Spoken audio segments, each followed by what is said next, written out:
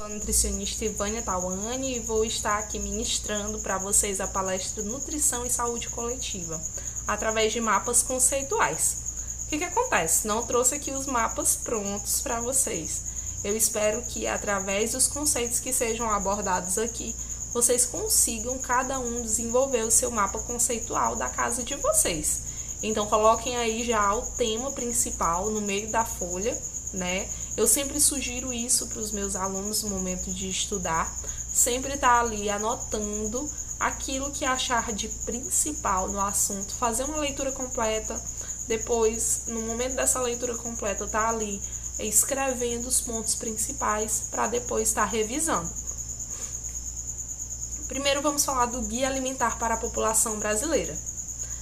O Guia Alimentar ele foi proposto pelo Ministério da Saúde em 2014. O objetivo é orientar a população sobre uma alimentação saudável e adequada, leva em consideração as particularidades regionais e culturais do país e destaca a importância de uma alimentação variada e equilibrada. A promoção de saúde é um dos seus principais também focos, bem como a prevenção de doenças crônicas não transmissíveis, a prevenção também da má nutrição e de infecções. Ele baseia-se principalmente em fatores antropológicos, culturais, educativos, sociais e econômicos. E traz como diretrizes especiais a atividade física e qualidade sanitária dos alimentos. O guia também aborda a importância da atividade física na promoção de saúde e recomenda a prática regular de exercícios físicos, para principalmente a prevenção e tratamento de doenças crônicas, além de contribuir para o bem-estar físico e mental. Os atributos de uma alimentação saudável. Primeiro de tudo, a acessibilidade física e financeira àquele alimento. Não adianta a gente passar uma dieta belíssima, rica em todos os tipos de nutrientes, se aquela população não tem condições de ter acesso àquele tipo de alimento. Então, a gente tem que pensar primeiro naquilo que é possível e depois naquilo que vai trazer benefícios, né? Você tem que equilibrar esses dois parâmetros. Uma alimentação saudável rica em sabor, porque há muito essa crença de que a alimentação saudável é uma coisa monótona, é uma coisa que não vai ter graça, e existem muitas formas de propor uma alimentação saudável, saborosa, né, para toda uma população, com bastante variedade e harmonia, né, entre esses sabores, entre esses cheiros, entre essas cores que estão presentes nos diversos tipos de alimento, sempre com segurança sanitária desses alimentos, através da correta higienização e conservação desses alimentos, tá bom? Inclui alimentos in natura ou minimamente processados, ou seja, cabe aí aquele ditado, né, de descascar mais e desembalar menos. Orienta a evitar o consumo de alimentos ultraprocessados, que são ricos em açúcar, gordura e sódio, e são pobres em nutrientes. Então, a única coisa que eles vão trazer para o nosso organismo são nutrientes negativos, né, as chamadas gorduras vazias. E aquilo que de fato o organismo precisa, que são os nutrientes energéticos, reguladores, plásticos, ele não vai ter para oferecer. Esses alimentos estão associados ao aumento do risco de doenças crônicas, como obesidade, diabetes e hipertensão, bem como a associação dessas doenças, que é a síndrome metabólica. Destaca a importância da alimentação na prevenção e no tratamento de doenças, como, por exemplo, o câncer e as doenças cardiovasculares. Uma alimentação saudável e equilibrada pode reduzir o risco de desenvolver essas doenças crônicas não transmissíveis e melhorar a qualidade de vida das pessoas que já as têm. Então, não serve só como prevenção, mas serve também como uma melhora de todos os parâmetros, inclusive da vida de maneira geral das pessoas que já possuem esse tipo de doença. É uma ferramenta importante para a promoção da saúde e prevenção de doenças. Seguir as recomendações do guia podem ajudar a população a ter uma alimentação mais saudável e equilibrada, e contribuir para uma vida mais saudável e feliz, com certeza. Aqui estão as recomendações de porções por grupos de alimento. Primeiro, os cereais, que estão na base da pirâmide alimentar, são 6 porções de 150 quilocalorias. Existe aí também certas fontes que dizem que são de 5 a 9 porções, mas o que ultimamente tem caído em prova são 6 porções de 150 quilocalorias. Nós temos aí as frutas, verduras e leite com 3 porções. Só que cada um vai trazer uma quantidade de quilocalorias diferente, né? As verduras são 15 quilocalorias, as frutas são 70 quilocalorias e o leite derivado 120 quilocalorias. Logo depois vem o grupo das carnes e ovos, que deve ser uma porção de 120 quilocalorias por dia, e uma porção de leguminosas, que podem ser de 55 quilocalorias dia. A pirâmide alimentar, como eu já falei, na base nós temos os cereais, tubérculos e raízes, que vão constituir a base da pirâmide alimentar, com alimentos ricos em carboidrato, principalmente do tipo complexo, que vão caracterizar os alimentos de maneira energética, que vão trazer energia para o corpo. Nós temos também as frutas e hortaliças, que são ricas em vitaminas e minerais, que são nutrientes reguladores do organismo, vão estar presentes em diversas reações enzimáticas, catalisadores de muitas reações, inclusive de absorção e de distribuição de nutrientes. O leite e derivados, as carnes, ovos e leguminosas já são ricos em proteína, que é outro tipo de nutriente, que serve para a construção e reparação do organismo de maneira geral. E nós temos também as gorduras e os açúcares muito energéticos e que devem ter, sim, um consumo limitado. Outras recomendações são as recomendações do VET diário, e nós temos também metas para a prevenção de doenças crônicas não transmissíveis. O carboidrato deve ter de 55% a 75% do VET, e somente 10% do VET, até 10% deve ser de açúcares simples. O restante, açúcares complexos. A proteína deve estar de 10% a 15% do VET, e o lipídio de 15% a 30% do VET, sendo que menos de 10% de ácidos graxos devem ser saturados. Então a gente deve focar esse consumo de gorduras em ácidos graxos insaturados e poliinsaturados, e menos de 1% deve ser de gorduras trans, que tem aí diversos riscos para a saúde, inclusive de provocar câncer.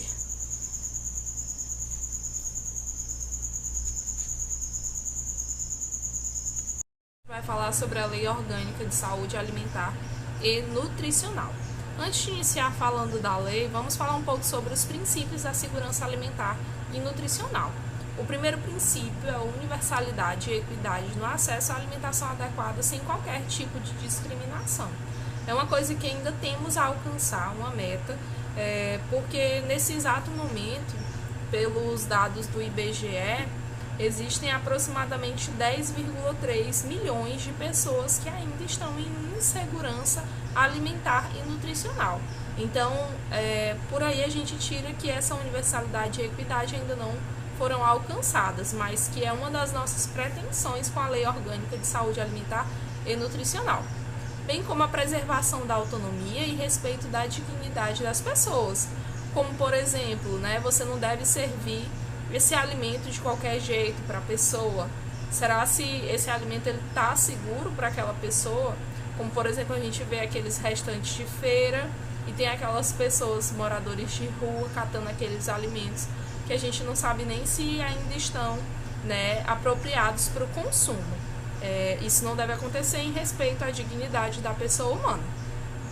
Outro princípio é a participação social na formulação, execução, acompanhamento, monitoramento e controle das políticas públicas e dos planos de segurança alimentar e nutricional em todas as esferas de governo. Essa participação social, ela vem falar principalmente para a população através das representações, como por exemplo, a associação de moradores, justamente para a formulação dessas políticas públicas que vão estar auxiliando o acesso, bem como a qualidade e a quantidade correta desses alimentos disponíveis para toda a população. Por último, para mim o mais importante é o princípio da transparência, né, dos programas, das ações e dos recursos públicos e privados e dos critérios para a sua concessão. Então a gente tem aí, né, essa transparência, a honestidade para falar quais são os recursos que estão sendo utilizados para promover essas políticas públicas e se esses recursos estão apresentando realmente resultados efetivos na população. Se não, redirecionar esse custo, trazendo talvez ao final maiores benefícios e melhores resultados. Agora a lei orgânica mesmo, né?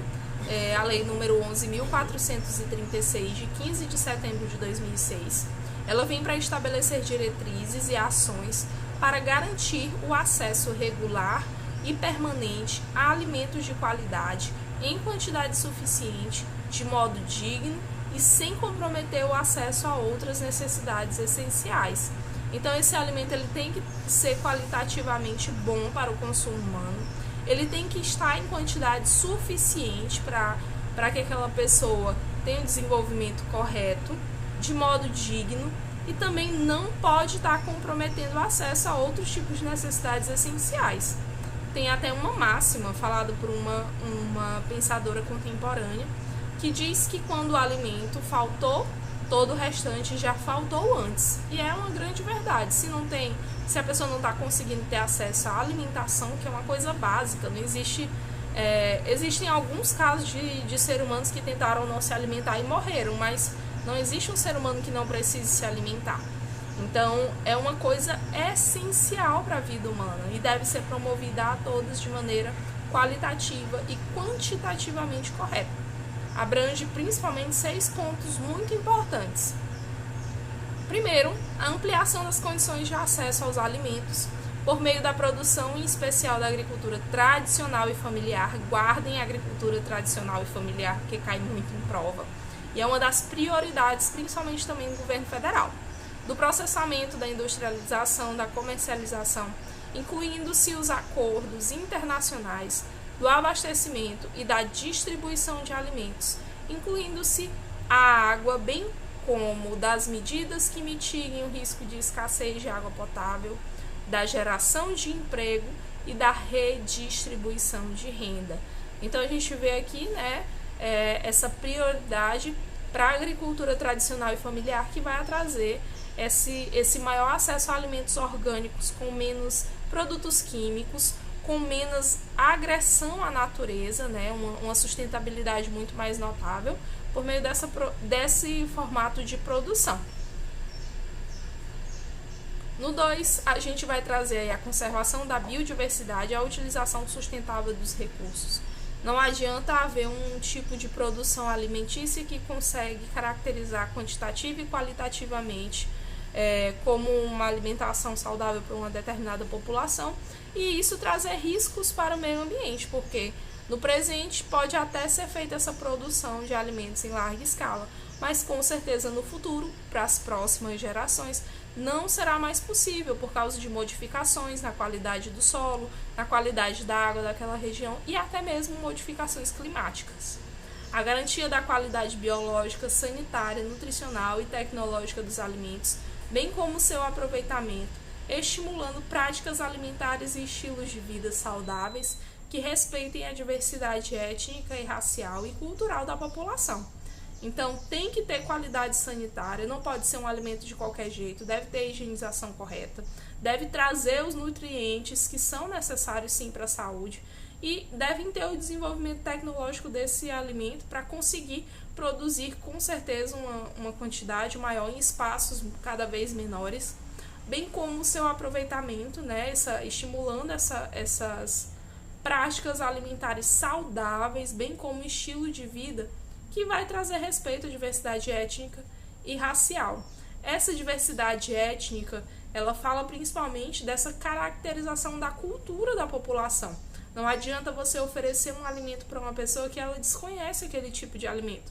Por exemplo, aqui no Brasil, uma vez passou no Instagram algumas imagens dos nossos amigos orientais, né, comendo carne de cachorro, uma exposição assim de um lugar parecido com um frigorífico, onde havia carne de cachorro. E isso para nós foi uma coisa assim altamente estranha, né? É uma coisa que a gente não faria. Já no caso lá na Índia, eles devem achar a gente horrorosos por estar consumindo a carne de gado, principalmente carne de vaca. Então, tem que depender dessa cultura. Não adianta você escolher os alimentos aleatoriamente ou os melhores alimentos. Você tem que respeitar o que aquela pessoa entende por alimentação, ou ela não vai aderir àquele tipo de dieta. No 4, a gente tem a produção de conhecimento e o acesso à informação. Altamente importante esse ponto, né?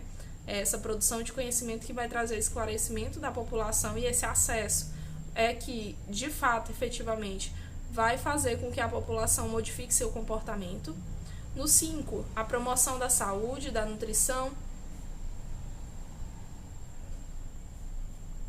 a produção da saúde, da nutrição e da alimentação da população, incluindo-se grupos populacionais específicos e populações em situação de vulnerabilidade social.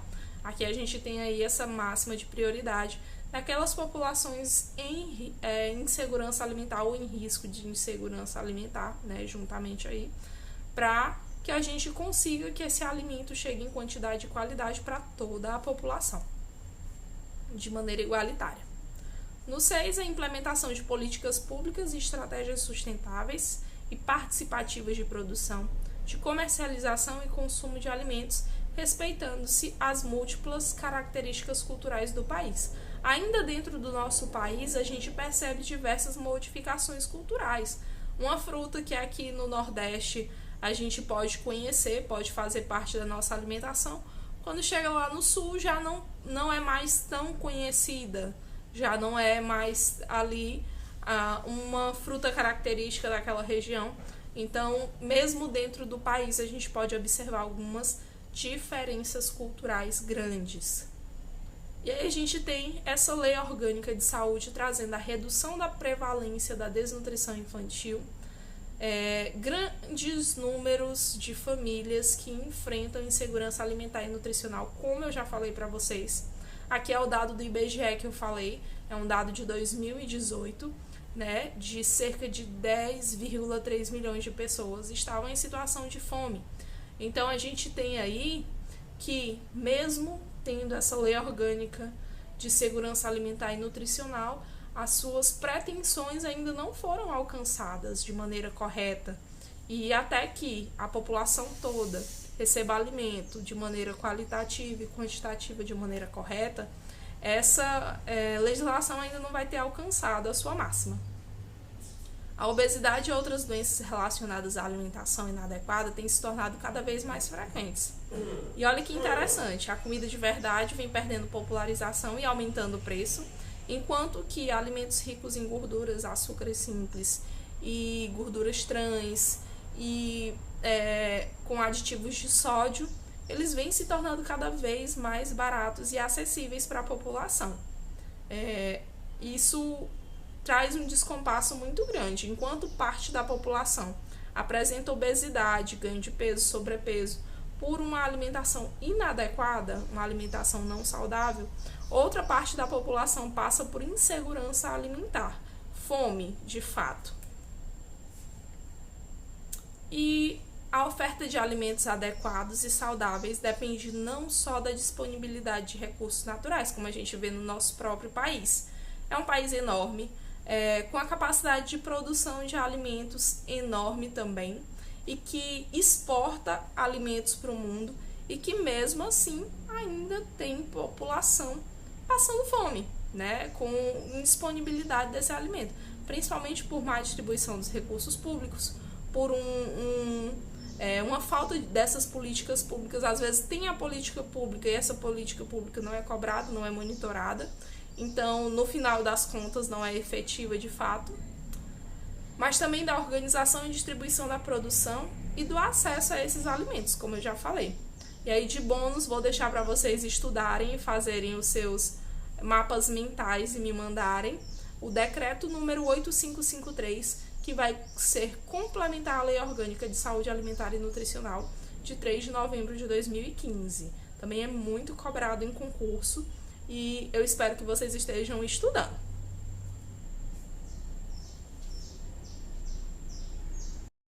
Política Nacional de Alimentação e Nutrição. A Política Nacional foi lançada em 1999 e é um conjunto de diretrizes estabelecidas pelo Ministério da Saúde com o objetivo de promover a alimentação saudável e a prevenção de doenças relacionadas à nutrição. É um instrumento importantíssimo para garantir o acesso a alimentos de qualidade para combater a desnutrição e a obesidade, que são problemas de saúde pública no Brasil. Ela foi atualizada pela Portaria número 2715, de 17 de novembro de 2011. Deixo aí para vocês darem uma olhada depois. E as principais diretrizes da Política Nacional de Alimentação e Nutrição são um total de 9. A primeira, a organização da atenção nutricional, justamente essa organização do SUS para entender como deve ser melhorado esse atendimento nutricional quando o paciente chega. A promoção da alimentação adequada e saudável, que a gente já falou, né? Não é qualquer tipo de alimento que vai estar suprindo a necessidade alimentar energética do ser humano. Também a vigilância alimentar e nutricional, a qualidade sanitária desse alimento, se ele está promovendo saúde ou ele está promovendo mais doenças. A gestão das ações de alimentação e nutrição. Então, a responsabilização dos gestores, principalmente no âmbito do SUS, né, nos hospitais, nas unidades básicas de saúde, de como essas ações elas estão implementando, né, essa educação nutricional, que é tão importante para a alimentação saudável e nutrição. Número 5, participação e controle social, ou seja, tem que ter essa participação da população nessas políticas públicas. Qualificação da força de trabalho, principalmente essa força de trabalho, como que vai estar sendo atuada nesse sistema único de saúde, como que ela vai atuar, além da organização, quais são as suas possibilidades.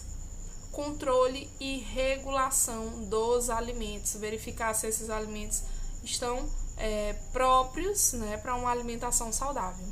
Pesquisa, inovação e conhecimento em alimentação e nutrição, altamente importante, porque conforme vai desenvolvendo essa pesquisa, essa inovação, esse conhecimento, também vai se desenvolvendo a população no âmbito da alimentação saudável. Principalmente quando essas notícias, essas inovações, elas são divulgadas, né, a todo momento aí, para a população específica do nosso país. Cooperação e articulação para a segurança alimentar e nutricional. Essa cooperação quer dizer, principalmente, né, como que nós devemos se organizar enquanto equipe, a articulação das esferas do governo, esfera municipal, esfera estadual, esfera federal, para entender como é que a gente vai poder alcançar essa segurança alimentar e nutricional. Ela é composta por 3 eixos principais desses, né, que eu já falei para vocês, que é a promoção da alimentação saudável, vigilância alimentar e nutricional e a atenção integral à saúde. Esse primeiro eixo, que é a promoção de alimentação saudável, ele tem como objetivo incentivar a população a adotar hábitos alimentares mais saudáveis. Então, a gente vê aí que por meio de campanhas de conscientização, de educação nutricional, de programas de educação alimentar, é que pode ser alcançada essa promoção da alimentação saudável. Como que eu vou consumir uma alimentação saudável se eu, de fato, nem sei o que é uma alimentação saudável?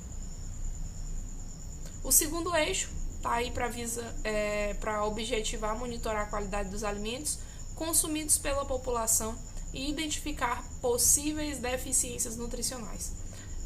E, se possível, né, não identificar a deficiência lá quando ela já está presente, mas o risco para essa deficiência nutricional, eu acho que seria até melhor colocado. a Política Nacional de Alimentação e Nutrição é importantíssima para a saúde pública, pois a alimentação inadequada é um fator de risco, um agravante, não só um agravante, mas um preditor para diversos tipos de doenças, principalmente as doenças crônicas não transmissíveis, como diabetes, hipertensão, obesidade, câncer, síndrome metabólica e por aí vai. Ela propõe respeitar, proteger, promover e prover os direitos humanos à saúde e à alimentação, que estão diretamente atrelados, e é uma necessidade básica do ser humano, a alimentação. As responsabilidades institucionais eu trouxe aqui como um dever de casa para todos vocês que estão assistindo essa palestra. Quero que vocês busquem aí na Política Nacional de Alimentação e Nutrição quais são as responsabilidades institucionais cabíveis ao Ministério da Saúde, às secretarias estaduais de saúde do Distrito Federal, às secretarias municipais de saúde e do Distrito Federal.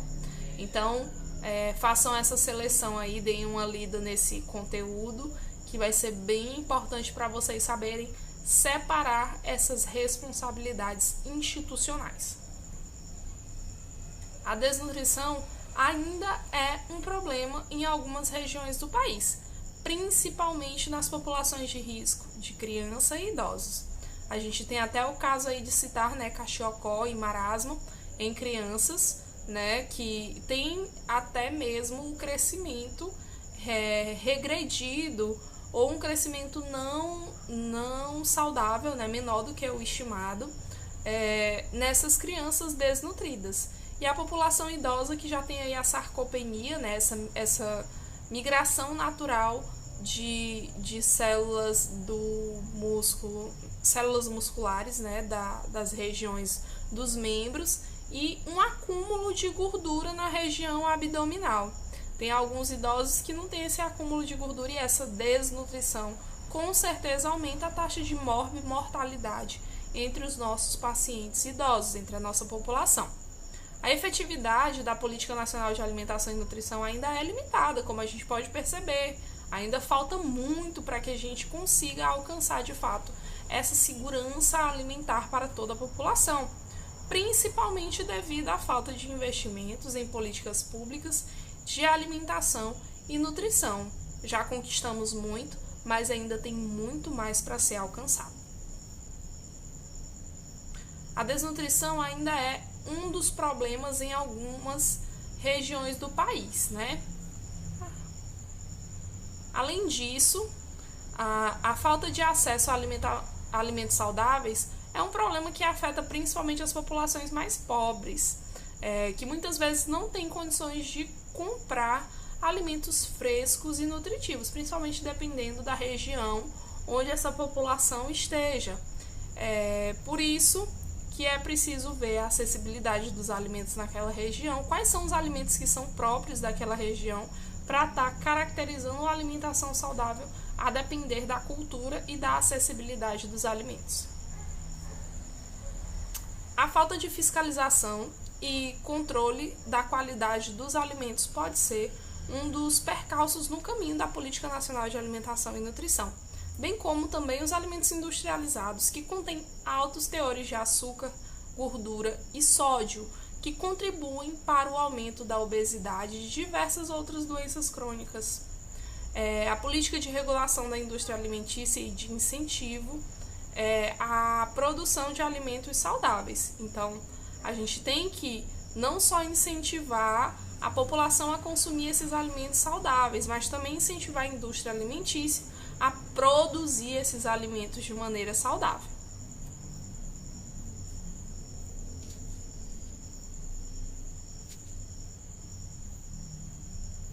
Agora vamos falar sobre o Sistema Nacional de Vigilância Alimentar e Nutricional, mais conhecido como SISVAN. O SISVAN ele vai contemplar aí todas as fases do ciclo de vida humano, iniciando no recém-nascido, passando pela alimentação complementar, a fase neonatal, logo depois a fase também pré-escolar, fase escolar, a adolescência, depois da adolescência a alimentação para mulheres, para homens, né? Programa de assistência para mulheres grávidas, para puerpério, até chegar na senescência e na população idosa.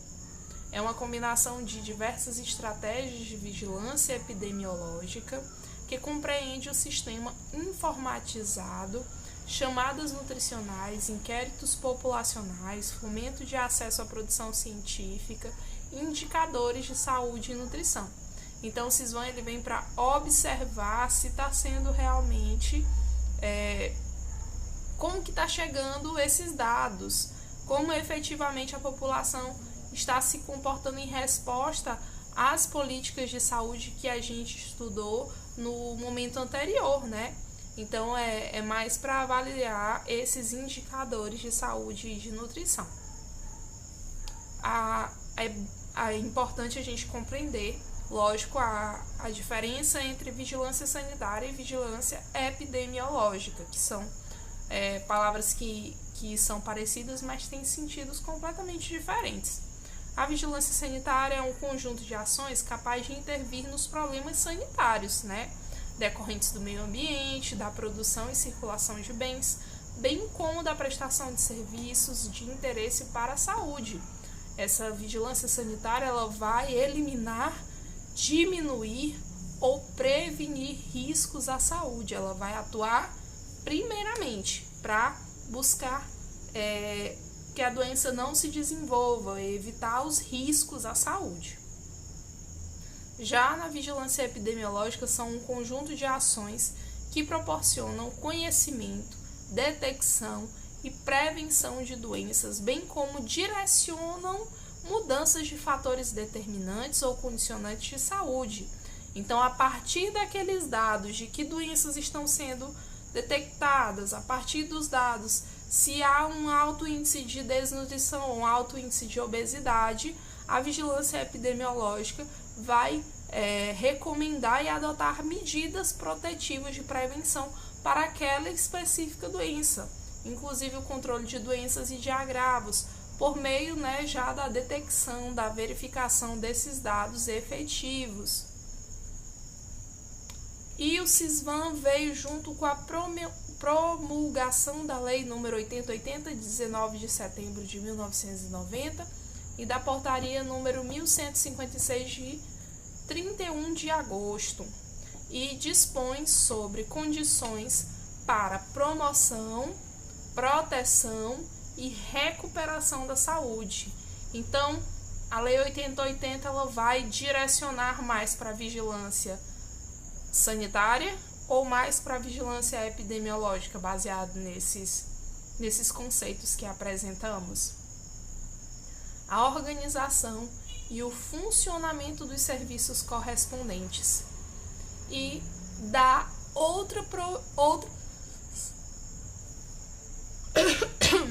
outras providências também. Ela regula em todo o território nacional as ações e serviços de saúde que podem ser executados isolada ou conjuntamente, em caráter permanente ou eventual, através de pessoas naturais ou pessoas jurídicas, e de direito público ou de direito privado. A Lei 8080 vai trazer a saúde como um direito fundamental do ser humano. Não é uma coisa que a gente pode deixar para depois, não é uma alternativa, não é uma segunda opção. A saúde é um direito fundamental e essencial na vida do ser humano. Sem saúde a gente não consegue fazer nada. E o Estado ele não pode, ele deve prover as condições necessárias ao seu pleno exercício. Não é optativo, é uma das obrigações do Estado nas 3 esferas prover essas condições para promoção da saúde dentro da população.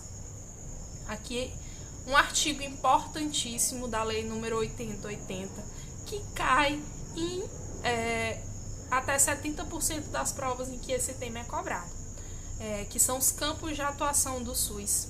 E eu quero aí deixar para vocês outra atividade de casa, quero que vocês estejam desenvolvendo esse mapa conceitual do artigo 6º, certo? E estejam mandando para mim também, para me visualizar, ou como material de estudo de vocês também. O dever do Estado: formulação e execução das políticas, de saúde, econômicas e sociais que visem, que objetivem a redução do risco de doenças e outros agravos. Então, o Estado ele deve avaliar a população e deve promover, deve formular e executar, implantar as políticas que vão promover a redução ao risco de doenças na população, entendeu? Isso é uma obrigação.